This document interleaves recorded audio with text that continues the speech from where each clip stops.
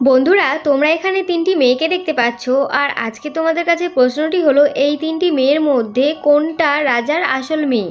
তোমরা ভালো করে ছবিটি দেখো আর আমি তোমাদের ভাবার জন্য কিছুক্ষণ সময় দিচ্ছি।